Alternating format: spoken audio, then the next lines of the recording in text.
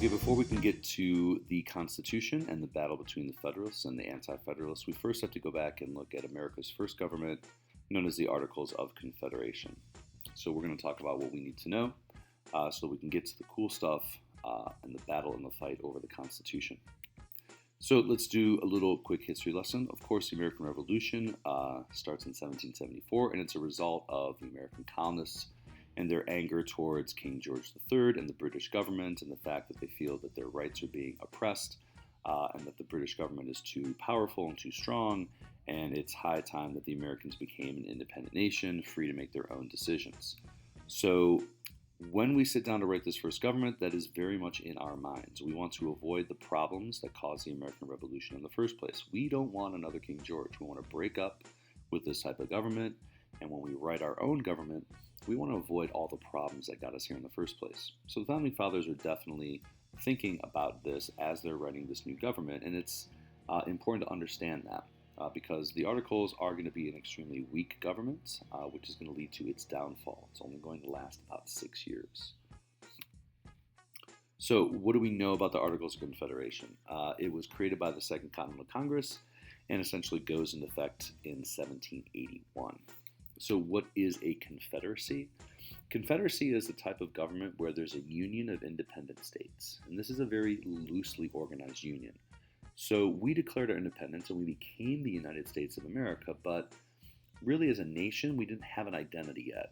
We were a nation, we were a country, but people more identified with their states than with the nation. So people didn't call themselves Americans, they actually called themselves Virginians or New Yorkers or Delawareans or whatever people from Delaware call themselves. But the power of this government is not going to be at the national level, it's going to be at the state level. Okay, so the states are going to remain extremely independent.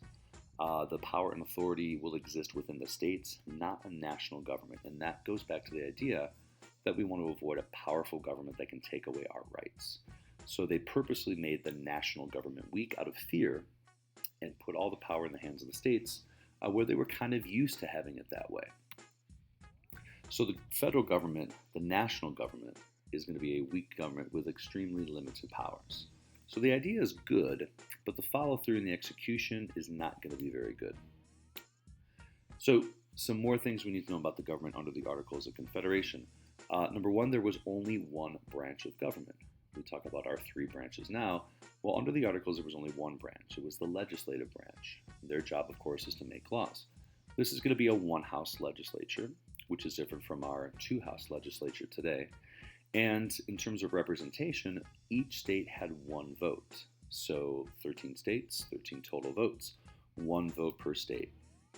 Now, what about the executive branch? Well, there was no executive branch.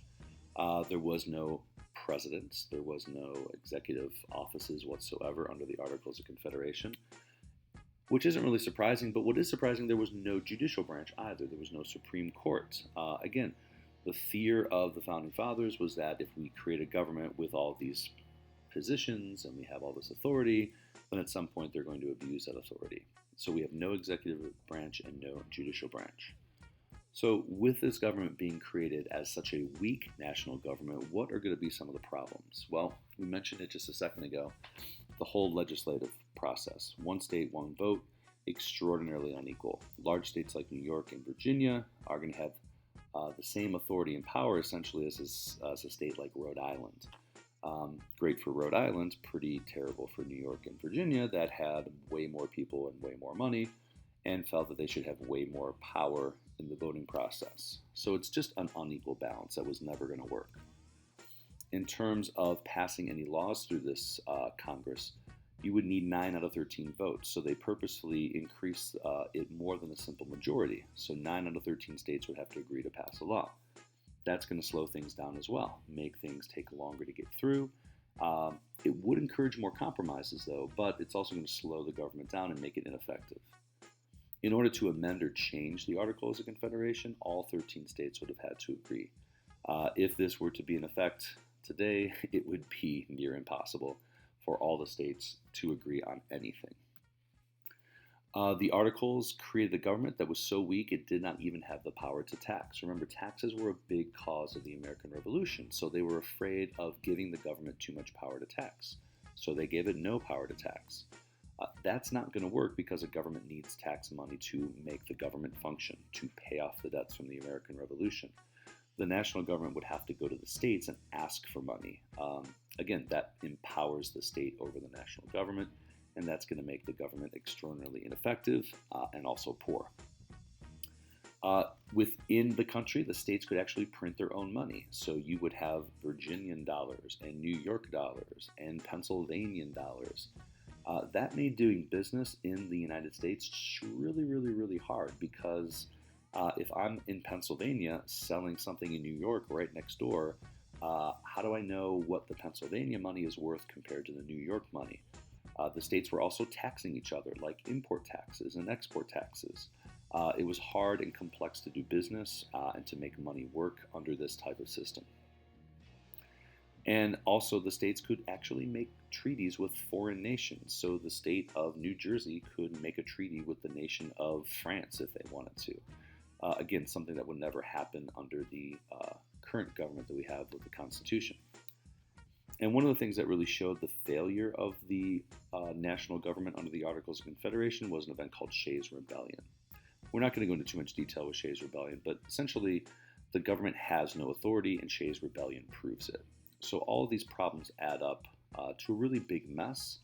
The good thing is that they identified the mess pretty quickly, and by 1787 it was time to do something about it, and that's going to lead us into the Constitutional Convention in Philadelphia, and it's actually going to lead us from going to Philadelphia to change the Articles to essentially throwing it out and starting from scratch.